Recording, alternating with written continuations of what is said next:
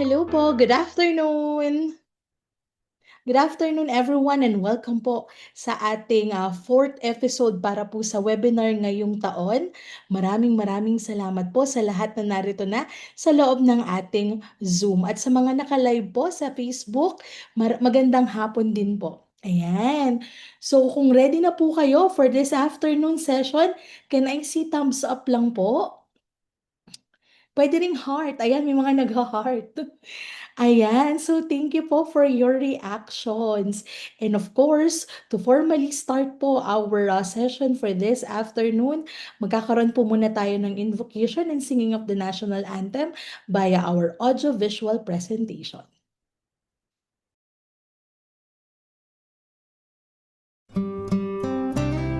Dear Heavenly Father, we thank you for gathering us all today in this important endeavor. We ask that you bestow your guidance and blessing upon each attendee. May we honor one another by keeping an open mind. May we voice our truth and listen with an open heart. Bless everyone present today, that each may be able to share his or her contributions and gifts. Grant good health and safety to loved ones left outside this room, and bestow peace and goodwill to all of us. We ask for your wisdom and grace to use our talents for the betterment of others. May the various activities related to this day be a success through your intervention. With gratitude, we offer this prayer in your name. Amen.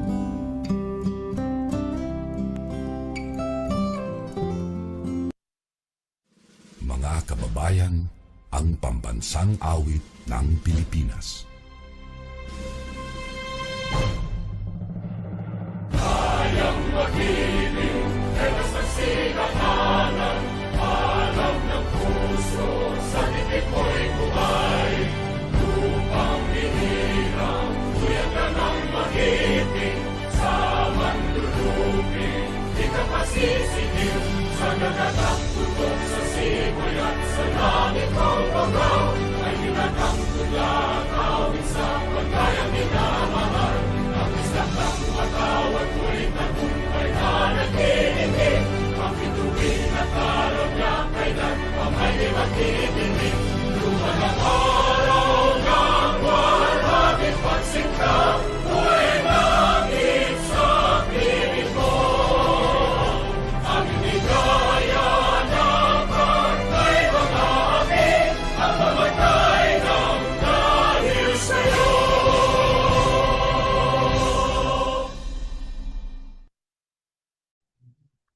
Ayan. And of course, some rules and regulations po. And of course, para malaman nyo rin po yung ating learning objectives for this afternoon session.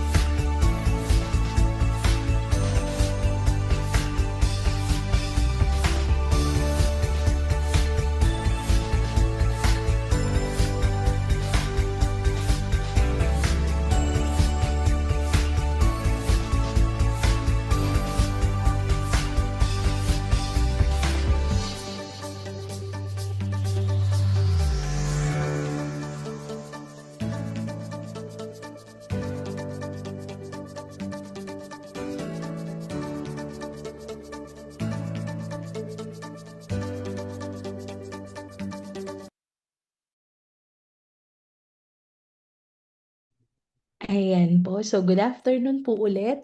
And of course, dun po sa mga nasa Facebook natin, pero alam nyo po that you're registered. Remind ko lang po ulit na Zoom link is at your email po. Dun po namin sinesend. And for those po na gusto po ng certificate, um, kailangan po registered. And ito nga po, kailangan sa Zoom po kayo na-attend and makapag-evaluate po kayo before the end of this session. Ayan. So sa mga nahingi po ng mga certificates, everything po, parang everyone po who attended our February 24 and March 3 episodes, your certificates po is na-send na po namin. Ayan. So welcome po ulit sa isang hapon na naman ng punong-puno ng new information and latest innovation and technology in pig management po. So sana po ay ma-enjoy nyo po ulit ang ating hapon with our, of course, our speaker na ipapakilala ko na po ngayon. Ayan. So our speaker po is a technology practitioner with more than 20 years of experience in information technology, systems engineering, and applied innovation. Over the course of his career, he has transitioned from traditional IT into agricultural informatics, focusing on how digital systems can be applied to real-world livestock and life science environments.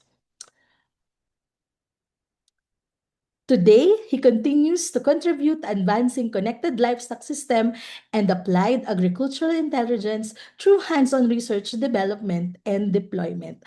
Ang atin pong speaker this afternoon from KTech, Jose Carlos Sia. Sir, hello po ulit. Hello, magandang hapon po.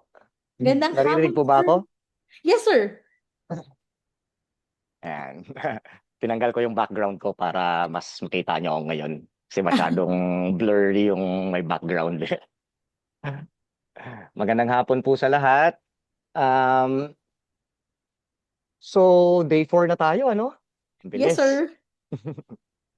And meron ba tayong mga attendees from abroad or people that can't understand Filipino? If they're, yeah, Even sa if live namin, usually our lives are OFWs naman, pero OFWs po. Nasa abroad, pero still Pinoy or OFWs na mga alumni na rin po namin, yung mga nanonood, sir. Pero wala pa naman akong nakikita mm, ulit na um, parang foreigner, wala naman po. may nabasa kasi kami dun sa post nung webinar day 4, like a foreigner Mm. posted Before that day he's going to 3. join day 3 or somewhere. So I just want to confirm, so Wala makakapag-Tagalog po ako. naman ako nakikitang nagre-register, sir. Even in Opo. our um even in our Zoom. Pero we'll check din also. Pero as far as we are concerned in the training management team ay wala pa naman. Pero we can cater naman anytime, sir. Ayan. Sige po. Okay po. Ang concern ko lang naman kung magtatagalog ako at mag-i-English. Yeah. I do understand naman, Opo. sir. Sige po. Okay. Good afternoon, everyone. Most of us probably magkakasama na tayo from the first session, no, until this session, the fourth session. So thank you very much for keep on joining, taking in new learnings. We are almost about to complete the series, and thank you. ITCPH, thank you so much again for organizing this. Ma'am Elaine, ang punong abala natin. And of course, I would like to magpapasalamat din ako sa aking mga colleagues, no, sa KTech. Without them, wala tayong magandang maayos presentation. They're the one building those, helping me do the modules, etc. So I really appreciate that. So I'm gonna share my screen again, as usual, and then let me see. So screen share. Just a minute.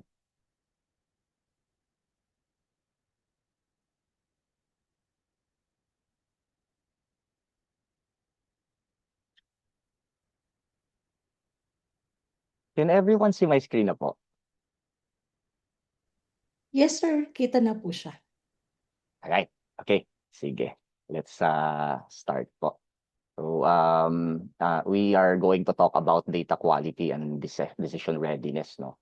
But before we go there, Ma'am Elaine, I inserted some slides on a topic that would bridge para mas maintindihan natin yung sa data quality. So, hindi na natin naisama doon sa ating objectives, pero last minute ko siya in-add kasi I was thinking how to really absorb yung module. No So, problem, sir. Yep.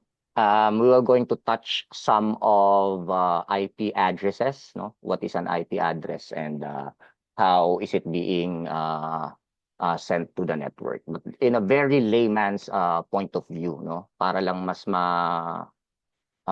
picture out natin yung pinag-uusapan natin.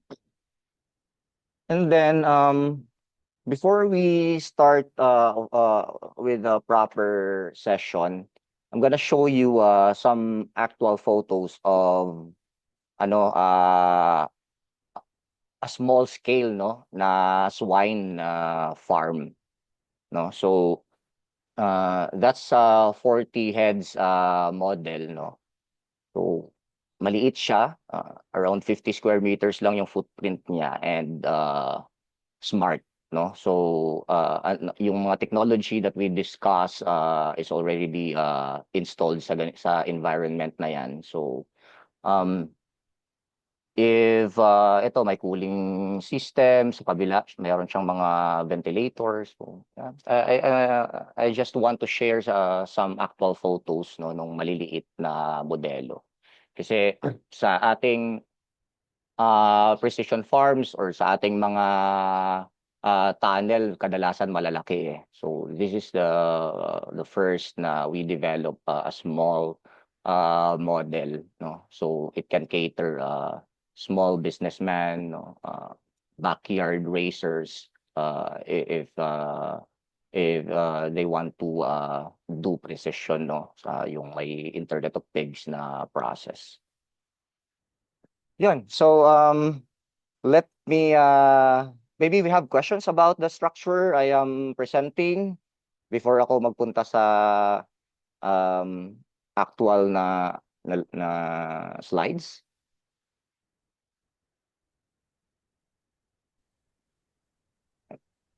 Alright, mukhang wala naman. Okay, sige. So maliit lang na version lang yan. So okay. So as I mentioned, no, we will be discussing two, no, today. We move, no, to the monitoring chain that we started building. So it's actually what we've been building for a while in the mental model, no, is actually a monitoring and automation chain, no, from the day one to we will finish this discussion. It's more of a mental model, so everyone would understand, no, the concept on the high level. Then we go each point in detail. That's the method that we are using to develop this module, no. So we are in day 4, data quality and decision readiness, no. So along the monitoring chain that we started building in the previous sessions, no. So earlier we talked about sensors, no? Talk about that and how they measure real conditions inside a house or a farm. So we also examined how those measurements move through the IoT pipeline, no, towards a dashboard and that operators use or whomever is operating the farm. In this session, we will focus on what would happen after the measurement. So after the measurement leaves the sensor, once the data travels through the network, it becomes stored information, inside monitoring systems. Let's not discuss what are those specific monitoring systems yet, or the database. But we already established from day 1 to day 2, 3 that the data would travel somewhere, no? So at that point, no, ano ba yung mga operational decisions, no, sa adjusting ng mga bagay na nagko-connect sa mga data na yon na tumatakbo, saan siya pupunta. So iisa-isahin natin later, no? Important principles, guiding decision natin, pupuntahan natin 'yan. Tandaan natin na ano not every number on a dashboard should be trusted immediately. So hihimayin natin 'yan mamaya. Sensors can drift, naalala natin 'yon. Networks can drop packets, no? Environmental disturbance, maraming factor. Professionals learn to interpret monitoring data carefully before reacting. So doon tayo papunta. How do we monitor? How do we understand? How do we interpret the data properly, no? Those monitoring data before we react on something, no? So even if we know that the devices are reliable, we have we all have those exercise in day 1, day 2, and day 3, no? The information is reliable, but ang ang question dun is if you are already looking at the data, how do you interpret it? And what are the best practice, no, para mag-interpret ng information in a dashboard? Hmm. Hindi naman tayo lahat sanay na gumamit ng mga dashboard na yun eh. So, yun yung dun iikot ang ating topic. At what we learned so far, no, that's just a high-level review. So we have day 1, sensor measurement on barn conditions, calibration and placement matter, no? So, and we have the day 3, moving data through IoT systems, and day 4, foundation for understanding farm data. So, yun yung gagawin natin ngayon.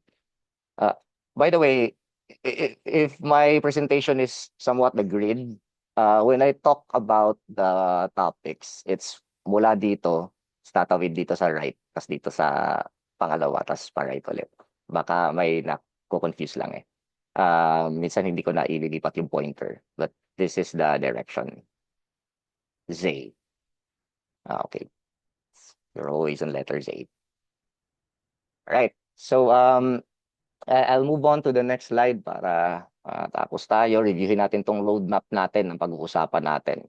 So ito yung pag-uusapan natin today, why devices need address, yung mga IP addressing, no? Yan. Part 2 and part 3. So ito yung basic networking concept. Huwag po tayong matatakot, hindi po siya nakakatakot na networking or mga IT discussion.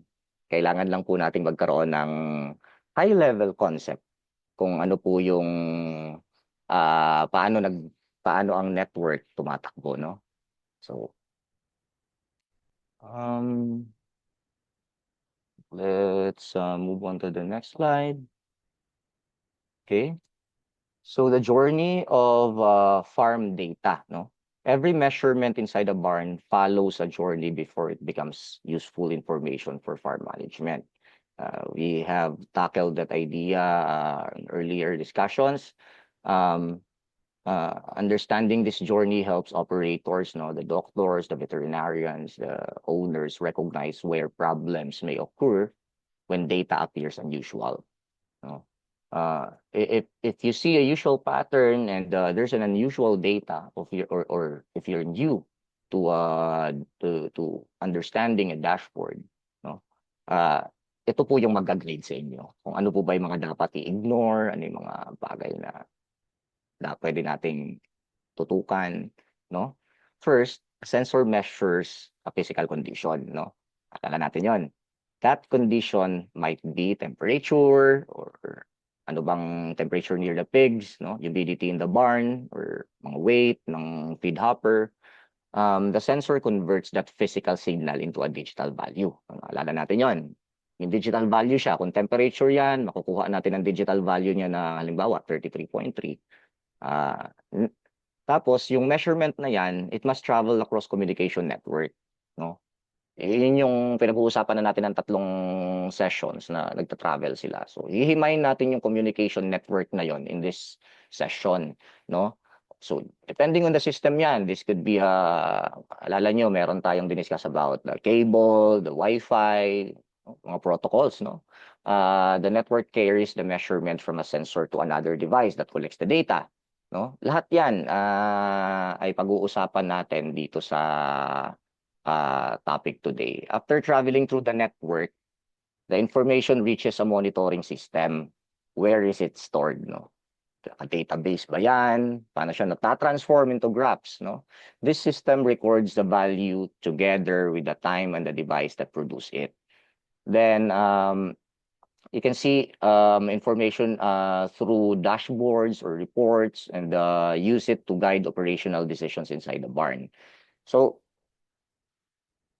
this part of our journey, no, to the 6 days, this is a very technical, but we tried to water it down, and but this is very essential, and it's more on the mental model of understanding how actually the system connects together or communicate.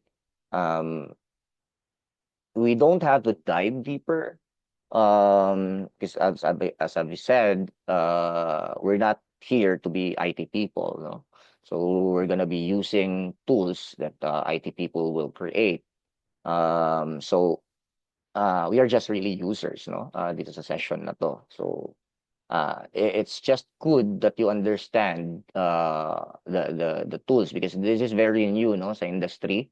So we're I think we're the first. I'm not sure, you know, but in the Philippines. So, so moving forward, bringing the information we know over to you in these sessions, no, uh, we identify that we need to focus on the IP addresses of each devices and how they communicate with each other. Okay, so this is exciting. This is the real mix of agriculture and IT. Agricultural informatics, as what is being called internationally. So let's get it on.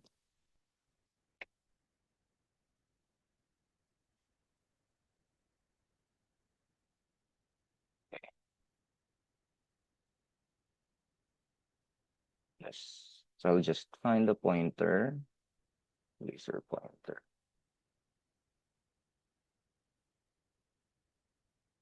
Everyone can see my pointer, right? Okay.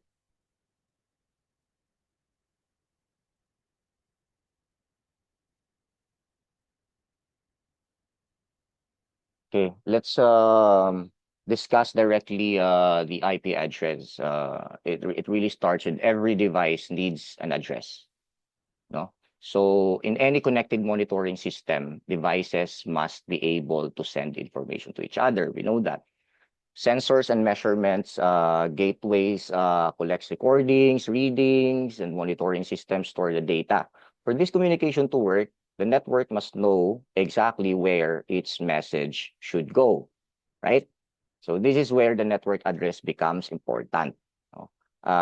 Every device connected to a network is given an identity, no? I'm not gonna discuss on how it's being given an identity na, but let's just focus on it will be given an identity. That identity allows the network to recognize the device and deliver information to it. Okay? So in most digital networks, this identity is called IP address or Internet Protocol address, short for IP address.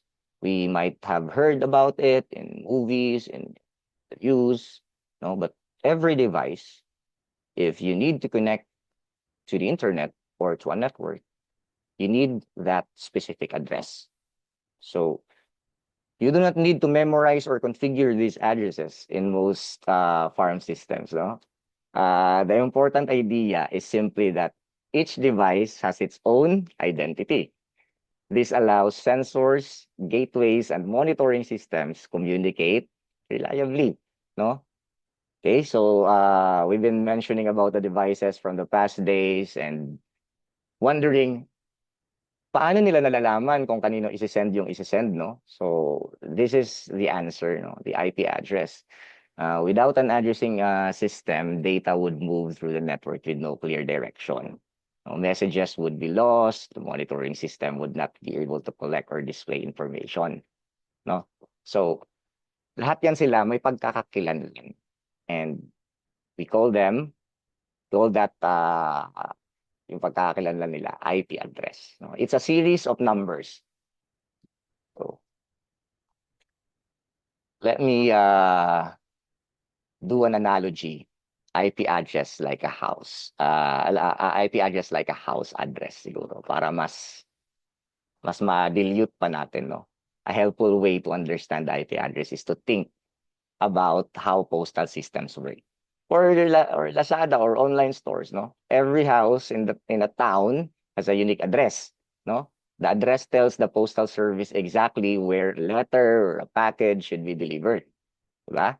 So when someone sends a letter or sends a package, no, the postal systems or those couriers, no, reads the destination address. They know that it could be from Mindanao, and it could be from Region 10, and it could be from a specific town in that region.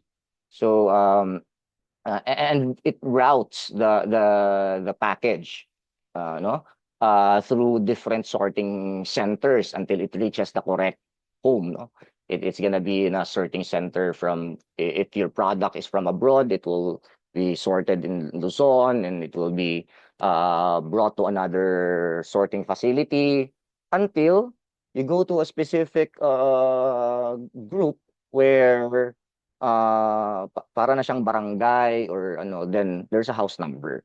No, that's how IP address has been designed actually, no. Hindi naman doon din-design, but in that concept, no, na may pagkaka-breakdown kung ano ang coverage ng bawat part ng address. So ganun din sa computer, no? Computers operate in a very similar way. Each device connected to the network has a unique identifier, no? Ganun din yung computer. Kung saang network kumukonek ang computer, ganun din yung mga IoT devices natin if they're connecting on the 2.4G, no? Na-mention ko to last time, no? When a sensor sends a measurement, the network uses the destination address to guide the data toward the gateway or monitoring system, no? This simple addressing principles allows many devices to communicate reliably inside connected farms. So, na-imagine natin, no, may address ang lahat ng device.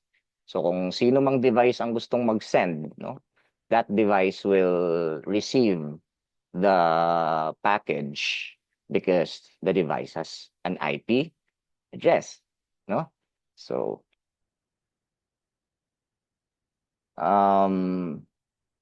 let's go through a simple example, no, of an IP address.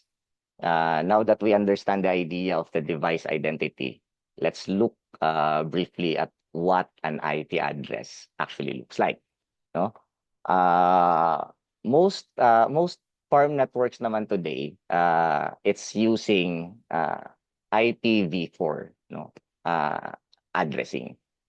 I'm saying most farms, no, but because considering most IoT devices are on IP address version 4. Okay? Meron na kasing another version yan, no? So the version 4 of the IP address structure or architecture that yung matagal na luma na gumagana pa rin, ginagamit pa rin ng industry hanggang ngayon. That's IPv4, no? That's just a version of what kind of IP addressing setting, no, ginagawa sa likod ng mga servers. We're not gonna discuss that, no. These addresses are written as 4 groups of numbers separated by dots, no. For example, you might see something like a 192.168.1.10. So they're always in a four pair numbers, but you don't have to memorize it. You don't have to understand why they are structured that way. But those are just an example, no? Para mas familiarize lang tayo. In most monitoring systems, they're assigned automatically naman, no? But there's settings so that you can assign it manually if you're much of our on a level of a more expert technician, no? Kung gusto mo na uh, ikaw ang mag-decide what is the address ng mga device. But sa modern IoT, and it connects to the router automatically gives or assign an IP or an address to each device that connects to it. No? So it's just that it's an important concept, no? So its device, ganun lang yan. Its device receive its own unique number inside the system. Yun lang po yung tandaan natin, no? One number might belong to one sensor, another set of IPs for another gateway, and another. But in short, everyone has its own unique number. Everything, I mean, everything has its own, everything connected has its own unique IP address or a series of numbers. Okay, let's just put it that way. No much of complication as long as you understand that part. We are good with understanding Internet of Things. So what are the devices, no, that communicate in a barn? Let's just I added this slide as a somewhat a review from old sessions, no, so that if there are new people here.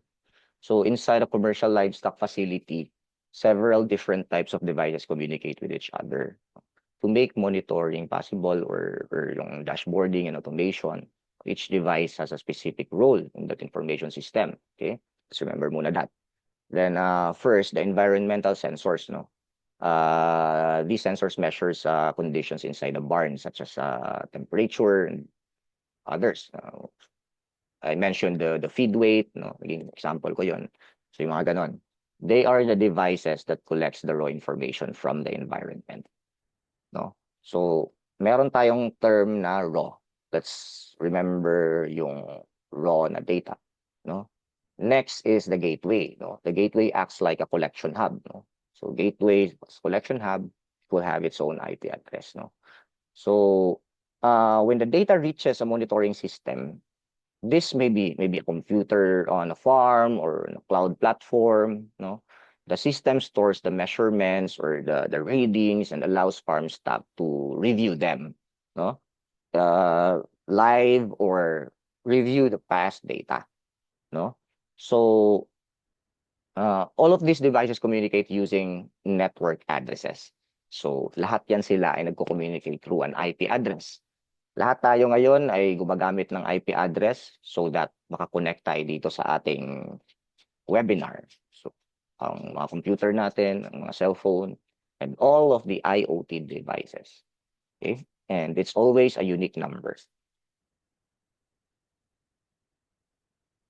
Let's discuss how information travels, no? Because information travels in small pieces. Remember we discussed about the timestamp or the cadence on how many seconds do the telemetry. There are intervals that would be 10 milliseconds, intervals of 10 minutes. This is different, no? This is about chunking the data into so many pieces and sending them separately. So, pag lumabas yung putol-putol na mga information na yun, it will follow its path sa network and find its destination, no? So, if we if we visualize it, no, um, there is a snapshot of an interval, and that information is 33.3 degrees Celsius. And that information was collected by the sensor, and you need to send the sensor would need to send it over to the dashboard. What will happen is if that one snapshot or one information, no, sa isang telemetry uh, cut natin ng interval, when we're sending it, we're not sending it as one, no? The system, puputulin niya ng marami yan, hahatiin niya ng sobrang dami. Maliliit lang siya na pieces, and ang tawag natin doon ay data packets, no? Tapos, yung data packets na yan, katulad sa example ko kanina, no, 33 degree information yun, gusto nating ipadala.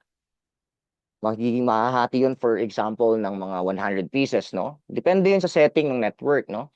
But maglagay na lang tayo ng example para mas masundan natin, no? So, halimbawa 100 pieces, no? So, lahat yung 100 pieces na yun, meron silang destination address. Tapos, magta-travel sila palabas dun sa device, papunta sa network, kung Wi-Fi man, tapos kanya-kanya silang hanap ng destination nila. Tapos pagdating dun sa destination nila, i-assemble sila ulit doon para mabuo ulit yung information na yun. Saka yun isi-save sa isang database or ipipresent sa isang dashboard. No? Ganun nag-work yung data pag may pinapadala tayong communication, mga anything, no, sa internet. So since very close sa internet yung Internet of Things, Internet of Things devices, it works that way, no? Pag nagse-send sila ng data, putol yan ng madami, maliliit, no? Hanggang sa makarating lahat doon. That is an architectural concept na hindi na natin pag-usapan dito, no? It's IT, but that's how the information travels, no? So we have a path, no, from sensor to dashboard. Let us follow a simple example of how a measurement travels from the barn, no, to dashboard. So the process actually begins with a sensor installed in the barn. Okay, this sensor measures a physical condition such as temperature or near of the animal or humidity. Then the sensor converts that measurement into a digital value, no? Ito yung pinapaliwanag ko kanina. Nauna pala ako sa slide ko. Next, the sensor sends the information through the network, no? The measurement is packaged into a data packet, no? And transmitted towards another device. So, ito na yung pinapaliwanag ko kanina. Mga network problems, no? Weak wireless signals inside the barn. Real farm environments are very different from clean laboratory conditions, or communication technologies are first designed, no? Na yung mga pang prototype lang. So I realized that practically when I was a traditional IT guy then, no? Then ngayon I do the IT in the barn, in the farm. Very different yung tinatakbuhang environment, no? So, madaling makasira ang environment ng mga device, nakakaapekto ang structures, no? Yung livestock barns, it's always a complex physical structures, no? Environment. Kaya, nagkakaroon siya ng impact sa network, lalo na yung mga barn na metal, yung mga roofing, yung buong structure, somewhat, no? Luckily, in Internet of Things, no, in IoT, most of this has been resolved kasi mas strong ang signal ng 2.4G, no, na ginagamit ng usual IoT. So, yeah, at least if we consider yung mga ibang systems ngayon, problema talaga yan, no, yung environment, no, ang weak signal. Another challenge is the amount of livestock inside the building. Pero later on, ipapaliwanag ko sa inyo na yung impact sa signal, impact sa lahat na to ng livestock, pwede natin siyang gamitin para mas makapagkaroon tayo ng decision points. But later on, no? Kasi parang pinapakita natin dito na meron naman talagang mga challenges, no? So, mga steel roofing, no? Structural frames, nabanggit ko na yan. Nakaka-block siya ng wireless signals. So, na-discuss na natin to from other modules, no?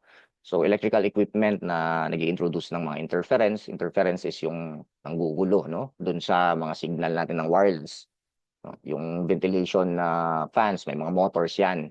So, minsan, pagka malapit dun ang device or yung line or yung wireless signal, medyo nagkakaroon ng, no? Pero I'm discussing that because as a whole, no, in livestock management using advanced technologies, kino-consider talaga yan. But luckily, nga, sa previous months lang ng mga improvement ng mga IoT devices, the last year na revolution ng paglabas ng mga IoT devices, they're really strong devices with really good capability to receive and send strong signals. So, medyo sumasakto ang ating panahon sa paglabasan din ng mga devices na gano'n. Then, then we have from network packets to stored farm data, di ba? Na-discuss ko kanina na packets arrive at the monitoring systems, then each measurement is recorded with context. No? Data is stored in databases. No? Measurement builds a historical data sets.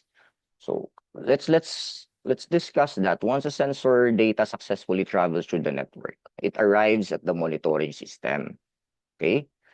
This system might be a local farm, no? A local farm computer, or maybe a server located in an office or in the cloud. No? When the packets arrive, the system processes them and extracts the measurements values. Each measurement is recorded together with important information such as sensor identity, the exact time and the reading, the IP address. Maraming information yan na pinapadala. Hindi lang siya yung actual reading, no? So, para may pagkakilanlan yung information. Over time, these stored measurements accumulate into a historical data set. Sinabi nating data set, yun yung marami ng information na napagsama-sama na natin. Diba? Na over time, no?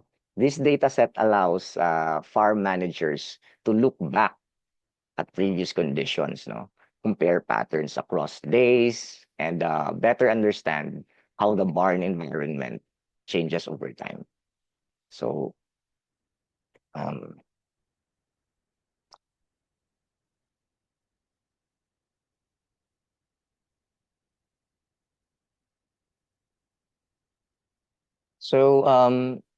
raw sensor data, no? Nabanggit ko to kanina. The first form of information stored in a monitoring system is what we call raw data. So, wala siyang, hindi pa natin siya nagagalaw, no? Like an image, no? Raw image, no? Raw data simply means that the measurements are recorded exactly as the sensor reported, no?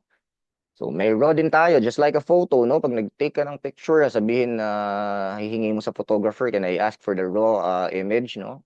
The date, that's a raw data. Ganun din sa IoT, we have a raw data in the IoT. At maybe at this stage, the values have not been filtered or average, no?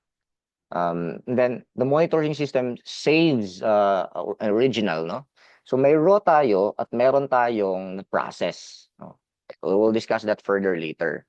When people first look at the raw data natin, sometimes you expect, marami na akong nakita na they expect smooth lines, no? Smooth data, no? Or clean, no? In reality, barn environments are dynamic places. Ang gulo ng information, ang daming mga spikes, no? May mga noise. air moves through ventilation systems, no? Nag-iiba-iba. For this reason, raw data can appear slightly messy. Mukha siyang marumi. But that does not mean the data is incorrect. Okay?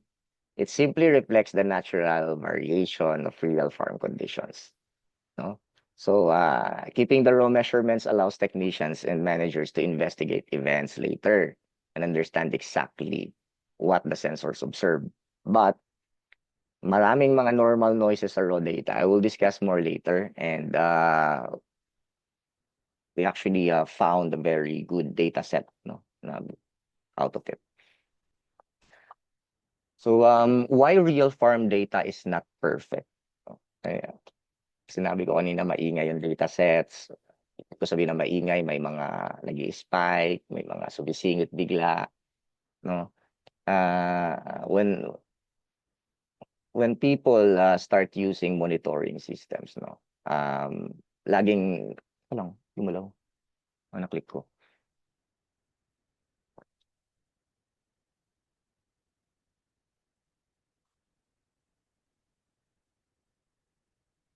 Hello?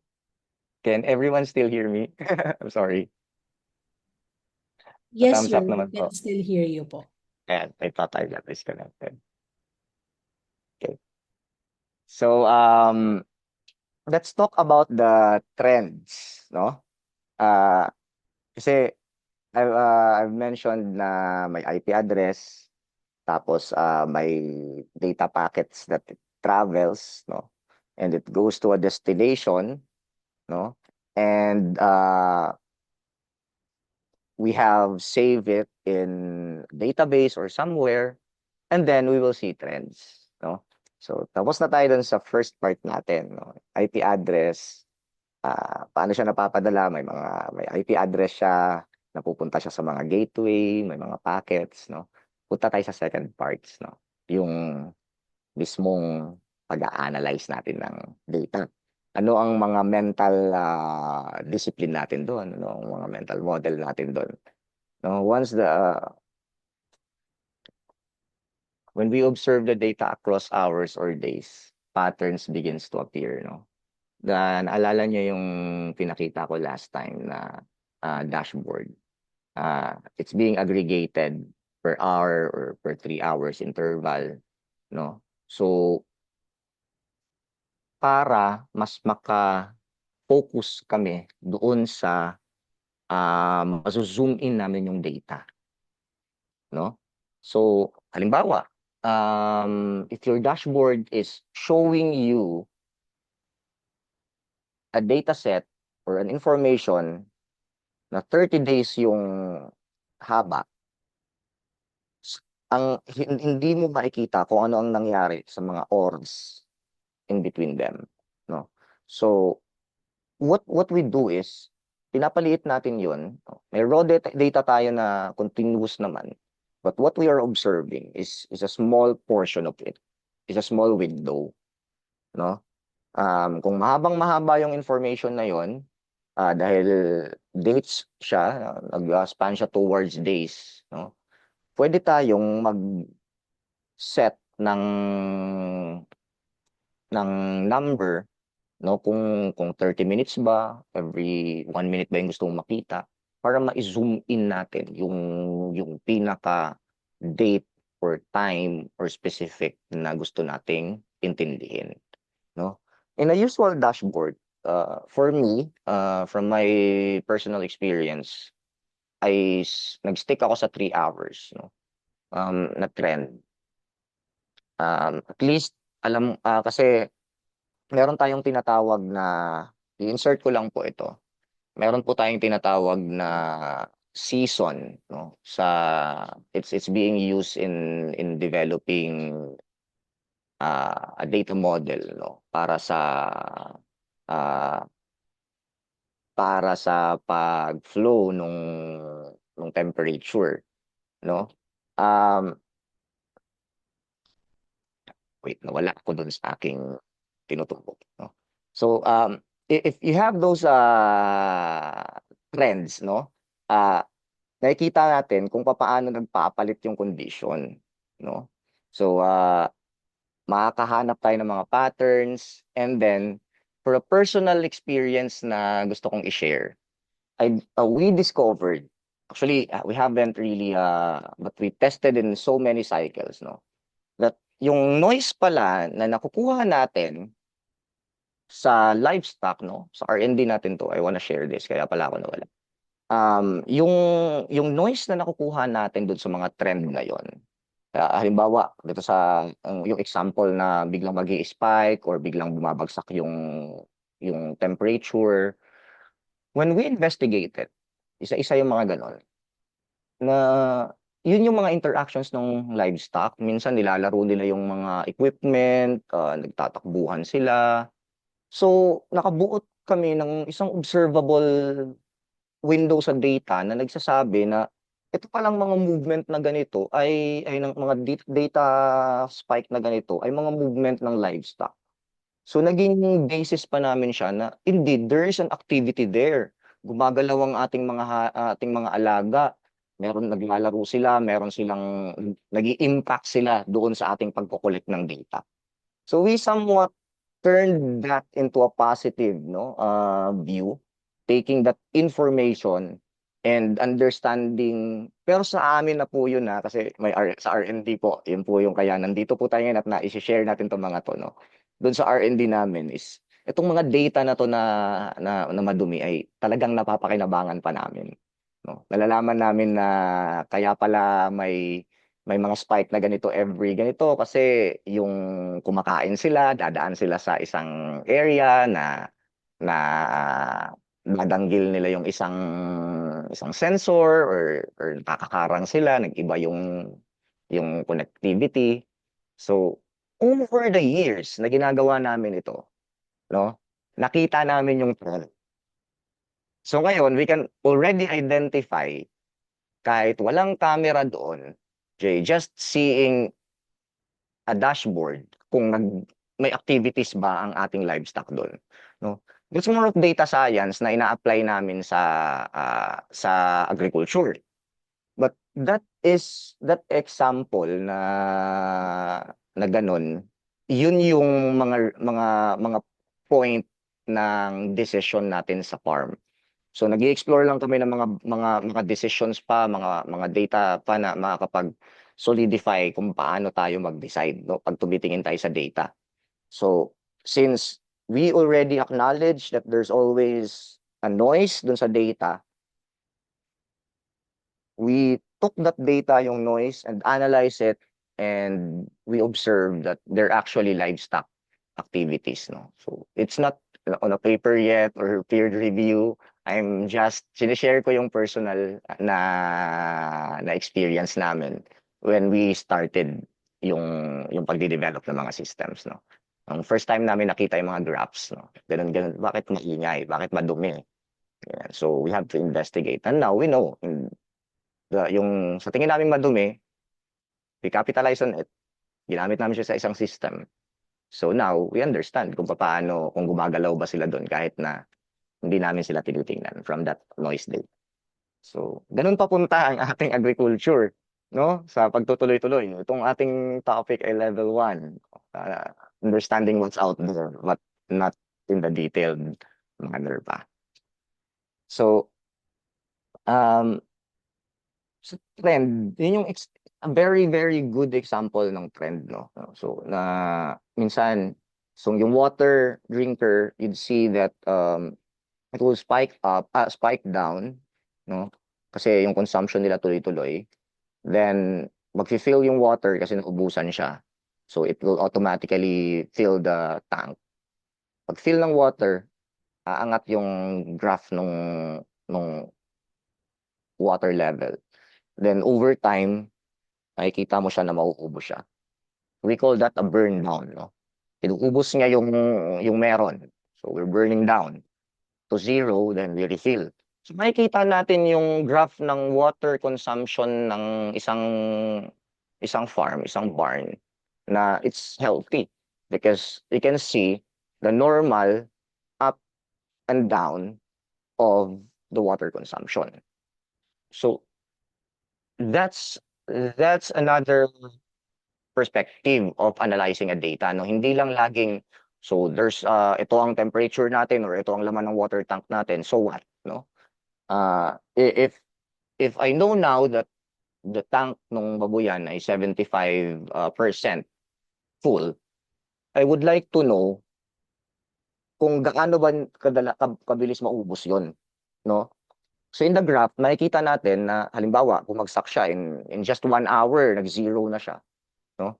So, mas maiintindihan na natin ngayon yung kung kailan tayo dapat nagvi-visit, nagtitingin kung naglalagay ng automation sa patubig, et cetera, et cetera. So, understanding the graph, yung pattern is the key to a decision. Okay?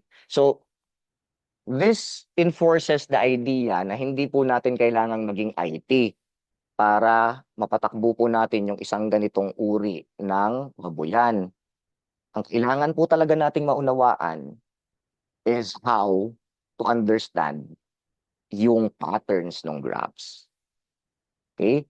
And it would take time. But since we are standardizing, we have these modules and we have these guides, no, para mas naintindihan natin. Let's go to the next slide. I think we've discussed the trends very detailed, no? So turning thousands of measurements into useful summaries. So this is the data aggregation. Earlier, I was talking about data aggregation, pero hindi pa talaga natin siya discuss in detail, no? So as monitoring systems collect measurements throughout the day, the amount of data can grow. Parang kung 1 MB yan pa araw-araw, no? It can grow, no? And it can go very quickly. No? A single temperature sensor recording every minute can produce more than thousands or more than thousands of readings in just 1 day, no? So if multiple you multiply that by many sensors across the barn, that's too much information moving, no? So to make this information easier to interpret, monitoring platforms perform what we call data aggregation. Aggregation means summarizing, no? Then if we summarize the measurements into simple statistics such as hourly, daily or minimum values, maximum values, nagkakaroon ng itsura ang information mo, no? So you can answer na at 3 PM ganito ang nangyari. 12 midnight ganito ang nangyari. Okay? Kaya very important yung pag-turn ng measurements, no? Paano natin pagsasama-samahin. So importantly, the original raw data is still stored in the system. Laging naka-save yan. If something unusual happens, pwede mong balikan ngayon dahil meron kang aggregation. Yun yung term na ginamit ko kanina. I'm just trying to explain it. Then let's go to when measurements looks unusual. So ito yung part ng kinuwento ko na kasi lahat based on my experience kanina. So ito yung part na nung we were exploring the data, no, the very start of our R&D. This is the part that we saw the unusual measurements, no. Kaya inimbestigahan namin. Unusual readings require investigation. Yun yung dito sa pang-apat na sinasabi natin. So we did that investigation and we understood na tinignan namin sa video, pinuntahan namin sa farm, pinanood namin sila kung kailan nag-i-spike in data. So indeed, those are animal activities, no? So, but what we did was, there was a crucial decision na I want to share. Do we transfer the sensor or pabayaan natin siya doon na di-disturb siya kasi we're also collecting data doon yung data ng pagre-disturb sa kanya ay we're actually using that data as an information, no? If if if gusto natin ng clean na data, much cleaner, they can move the sensor into another location na hindi talaga nila ma-disrupt. But it's very hard to find a spot na papasok doon sa ating model that it should be within the head level or the living space of the livestock. So, talagang nangyayari siya. Okay? And then, how professionals diagnose unusual readings, no? So, naikwento ko na rin kanina, when unusual data appears on a monitoring dashboard, experienced technicians do not immediately assume something is wrong. Instead, they follow a structured process. So, itong i-discuss to understand what the data is showing, no? The first step is comparison.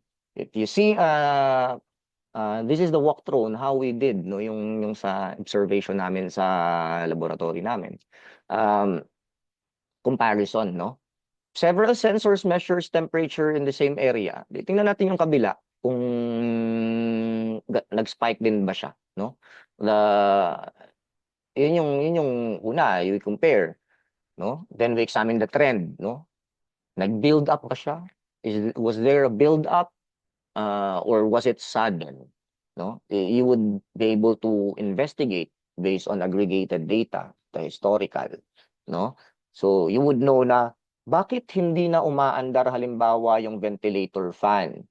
Nangyari lang ba to as of the moment na na-observe ko, or ilang oras na ba tong hindi umaandar, no? Or nagkakaproblema na ba to na namamatay-matay siya, no? Those things could be answered by examining a trend, no? We go back to the data.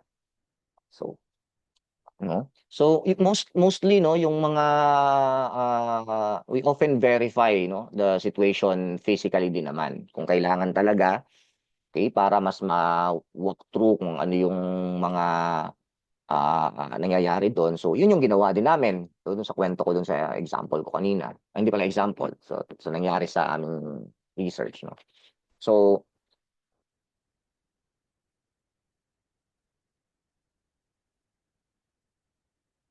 turning data into practical farm actions, no.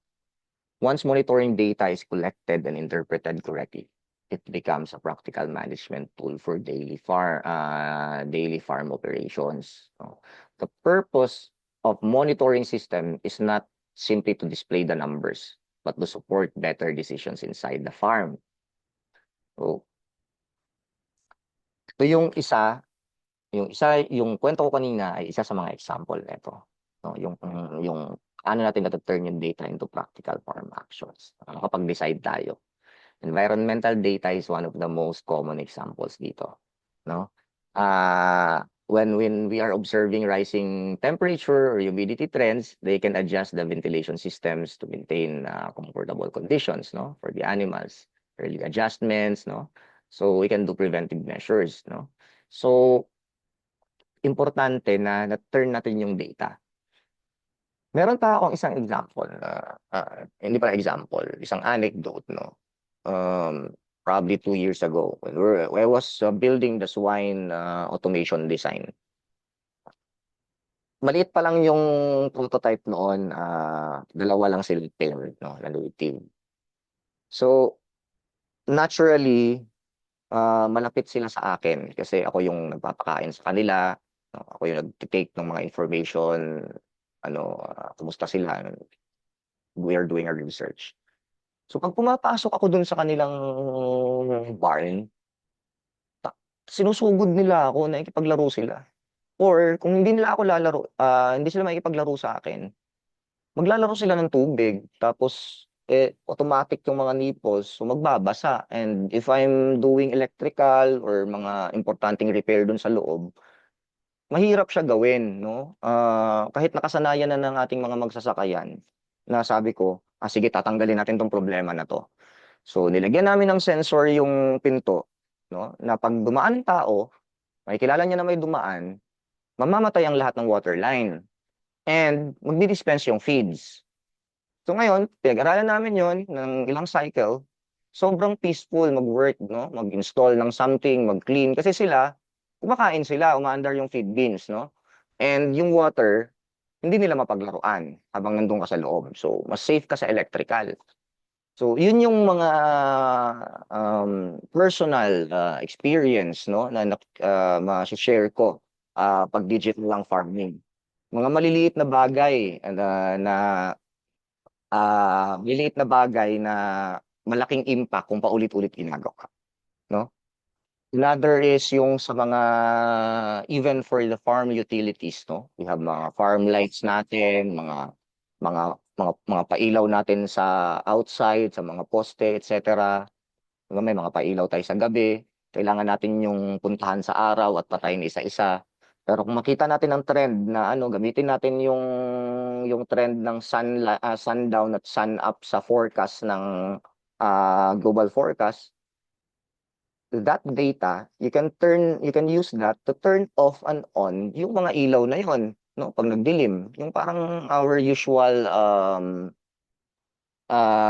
automatic na mga, anong tawag natin doon, solar panels, di ba? Nag-automatic sila sa gabi.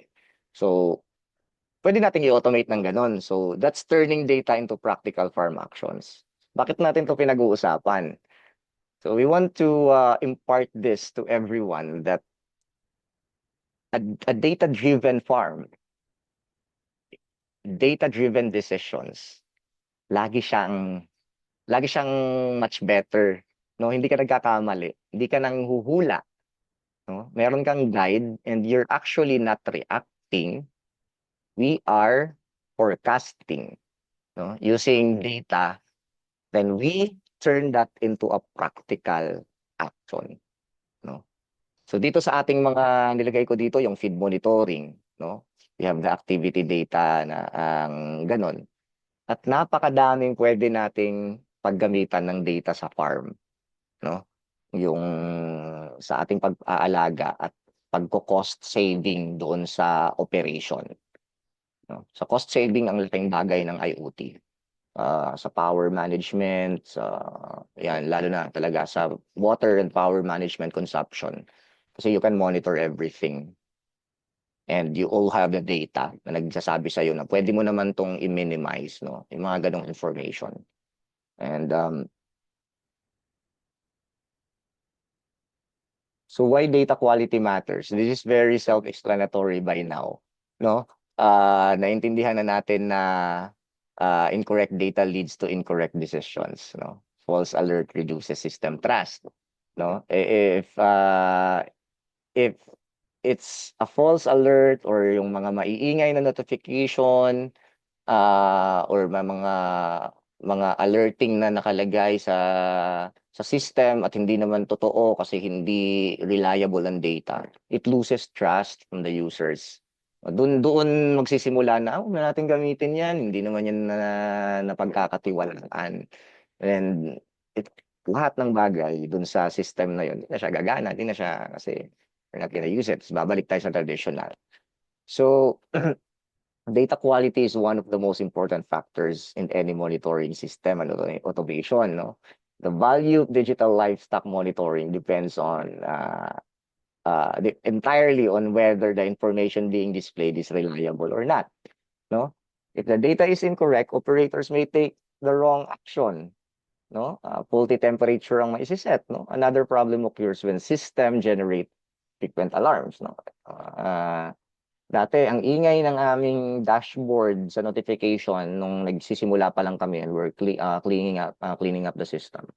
Since it was an R&D, no? Very scientific kami. So lahat ng mga kung anong nangyayari, we have notifications na ito na nagpakain na, ito na nagganito na, nag-release na ng new na set ng water, ganyan. So sobrang daming notification sa phone ko. And na-realize ko exactly yung pinipreach ko na I keep on ignoring na, no? I keep on ignoring yung mga notifications kasi parang ingay na lang sila sa akin after ng several weeks. So pinag-aralan namin ulit and then we understand the data structure at ano yung mga information na gusto naming malaman, and we filtered it kung ano lang yung mga information na nag-a-alarm, information na reliable na nag-i-inform, ano ba yung mga dapat i-send as a notification, ano ba yung mga pwedeng hindi naman kailangang i-notify. So we qualified the data, no? Ngayon, after that, when I receive something sa phone ko na there's a notification na may nangyari dun sa farm, naniniwala kaagad ako. Kasi hindi na siya noise for me. Okay? So that's very important, no? Data quality matters. So thinking like a system operator, I added this. By this point in the training, we begin shifting from simply reading numbers not on a dashboard or on the device, thinking like a system operator. Parang nandun na tayo na-walk through na natin yung mga device, na-connect natin, nandun tayo sa dashboard, na isa-isa natin yung mga mental model na yan. A system operator treats monitoring data as a decision support tool. Laging ganun. Kaya laging we think like a system operator, you know. So the first principle is to avoid reacting to a single measurement. Lagi yan. Sensors can produce noise. Alam na natin yun, no? So let's use that investigation na technique na diniscuss natin kanina. Pwedeng mag-comparison, pwedeng mag-check ng trends, no? Then, pero ang pinakamaganda talaga dyan, if we combine digital information with real observation. Kung napupuntahan talaga natin siya, no? So that's why I have 24/7 streaming camera sa mga manukan ko at aming baboy kasi gusto ko na nakikita ko siya kahit hindi man ako physically nandoon. Nakikita ko kung ano ang ginagawa ng livestock while yung graph, yung trend ay gumagalaw, no? It's part of me learning yung relationship ng graph at yung mga nangyayari sa farm. So, ganun din yung mga tatay natin sa mga tradition natin, no? Mga tito natin. Pinapanood din nila yung livestock ng sobrang tagal kaya alam na nila kung nagugutom ba or ano ang yung ingay ng baboy ay nagugutom ba or ano kung ano man, no? May mga knowledge na ganun yung mga mas skilled, no? Dito sa field ng mga farmers, no? So digitalizing that idea, no? Papunta lang tayo sa digital farming, no? Ganun dapat yung yung approach natin. So pupuntahan natin, but we are digital, we have a camera. So aral lang din natin na katulad ng ganun kung gusto natin gumaling na farmer. So, hindi naman, marami dito, magaling na farmer. So, you know, I know you understand what I'm talking about, no? It's just that dito sa ating Internet of Pigs, there's always an IT system na kaakibat at isang data set na nagsasabi sa iyo na nagko-confirm na tama ang iyong desisyon. Di man 100%, but to a very accurate na percentage, no? So, combine the data with physical inspection, tapos meron kang ganung dalawa, very good po. So, session wrap up tayo, no? Sakto yung 1 hour. Key lessons from today, no? That's what did we learn, no? The goal of this lecture was to connect the technical side of IoT communication with skill of interpreting farm monitoring data. I think that's one.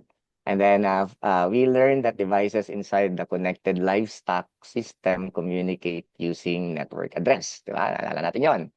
These addresses allows sensors, gateways, and monitoring platforms to identify each other and exchange information reliably. No? Then we saw measurements travel through the network. We understand that these small pieces of data move from the sensor through the gateway and eventually reach the monitoring system or the server. No? Ano ba? Once the measurements arrive, the monitoring platform stores them in a database where they become farm data that operators can analyze over time. This stored information allows operators and technicians, no, the managers, to observe patterns. Yun. Discuss natin ang patterns, detect unusual events, and understand how barn conditions can change throughout the day. No? So mostly, the important lesson is that good decisions require good interpretation of trends. Okay? Professionals examine trends, no? Naalala natin yon. Compare multiple sensors, let's always remember that, and confirm conditions in the barn before reacting. No? Monitoring systems can support decisions. Yun dun tayo nagpaulit-ulit. But they work best when combined with practical field experience, no? So in the digital farming, binabawasan natin as much as possible for biosecurity. We don't go much there in the farm.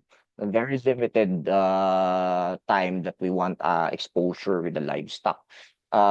So using a camera is really a very good thing to substitute with a physical inspection. So I think that's it. We can open the capture ko, no, yung lahat ng key lessons for today, no, from the summary. So let's probably open the table for questions. Sir, bago tayo mag-question and answer na rin, linawin ko rin yung sinabi niyo kanina regarding sa kung merong mga nasa abroad. I saw the comment, yung regarding sa video para kung kung Mhm. ano ba, kung nagiging kung na re-record po ba? So after this naman kasi yung live po natin sa Facebook, automatic recorded siya and nagiging video siya eventually. So posted pa rin po siya sa Facebook page namin, hindi nawawala. So kung nga ngayon ka po pumasok sa live namin sa Facebook at gusto mo pong mapanood yung kabuuan nitong webinar na ito, wait ka lang po kasi right after i-aano niya lang and then magiging posted na po siya as video. Yun sir. So yun, yung nakita ko po yung nakita nyo na comment dun sa nakaraan natin na session. And with that po, open na po tayo for our question and answer. Um, Meron po ba, for those na nasa FB Live po natin, you can ask question po through comments. Nandito po sa tabi ko yung aking Facebook. So makikita at mababasa ko po yan. And of course, for those po na nandito sa Zoom, our meeting chat po, dito po kayo magtanong. Ayan. Kanina naman may nagtanong sir dun sa mga pinakita mo na housing ba yun? Nakalagay kasi dito from Sir Enche Trans. Also, although nasagot na ito ni Sir Lazaro, pero I'll ask na rin po. Dimension po nung kanina yung pinakita na 40 heads. I mean, small scale tunnel vent swine farm. Tama? Yung may pinakita kayong Apo, apo. picture? Tinatanong po ni Sir ang dimension. Ah, Ganun. ang dimension po nung Yes, yes, yes. Yung pinakita nyo farm. na housing kanina.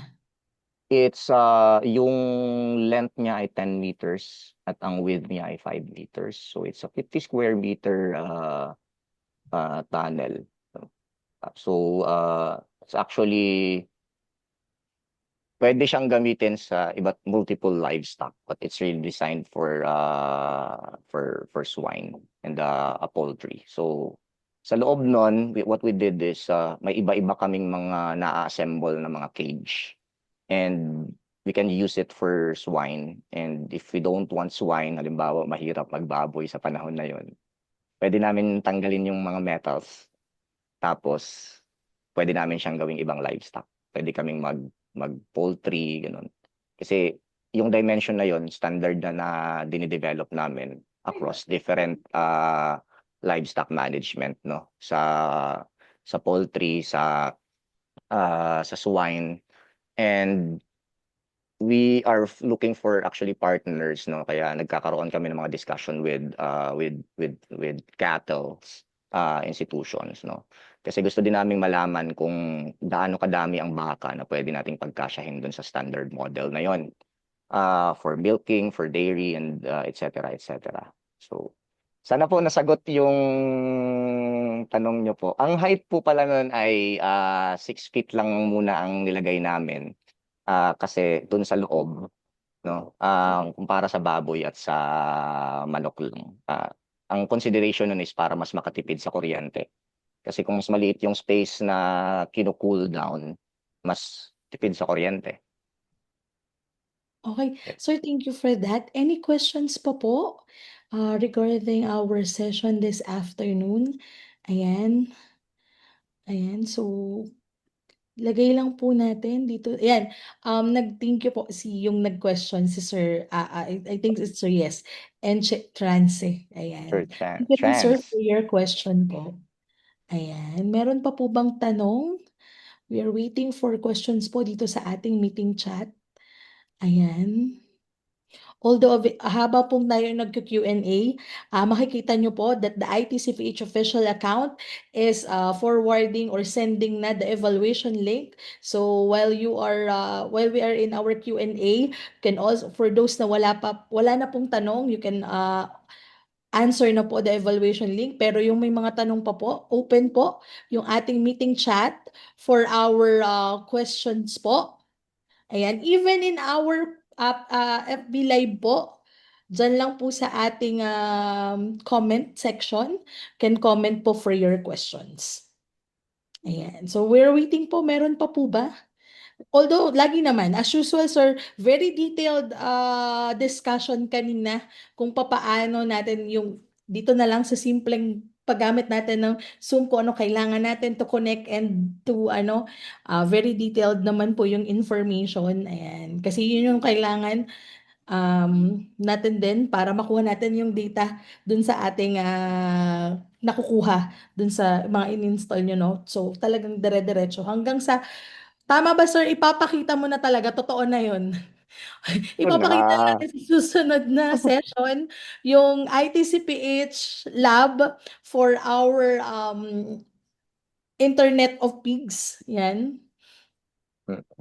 It's gonna be the first IoT laboratory for pigs. Yeah, ayun. So, In the country, I'm not sure sa Southeast Asia. ayan. So, hopefully, by next session, yung ating fifth session, nandun na po yung ating nandun na po yung lab, okay na yung aming IOP, IoT laboratory, at from there na po magmumula yung ating webinar. Tama, sir? Yes po, yes po. Ayan. So, yun po. So, may questions pa po ba? Shout out daw po. Good afternoon. Good afternoon. Jamie Villare. Good afternoon po. Good afternoon. Good afternoon po sa lahat ng mga nanonood sa ating FB Live at dito rin po sa, ayan. Outdated daw po yung Eval link. Sige po, ayusin na lang. Mukhang iba po yata yung na-send ni Sir Jeric. Ayan. Pero sir, wala na po yatang question.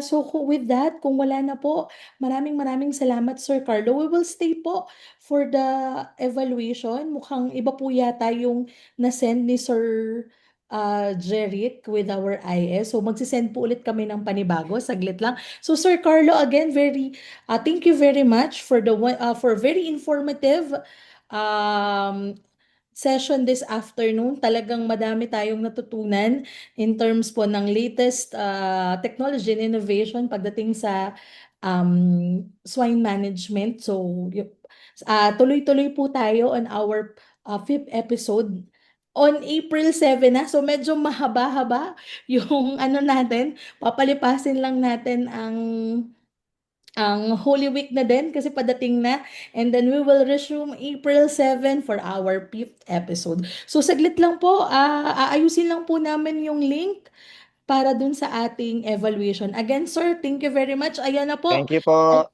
I think this is the ano na, Ay, pahabol sir sige na, okey na yata. Yung certificate niyo po, ibibigay namin. Okey na po yung link, yung certificate sir pasensya ka na nandiyan ka pa pala, pero may pahabol dito, ilan pan at capacity yung nakita Yung niyo po? pinakita po namin ang fan po na yon ay dalawa yung nakalagay. 80 ang fan size niya ay 80 centimeter by 80 centimeter. So, yeah, yun yung nakakabit dun. And yung kanyang capacity is parang bawat isa doon ay 12,000 square feet per hour na exchange rate. So basically doon sa ating setup na yon nagkaka-complete exchange rate tayo ng less than 10 seconds po.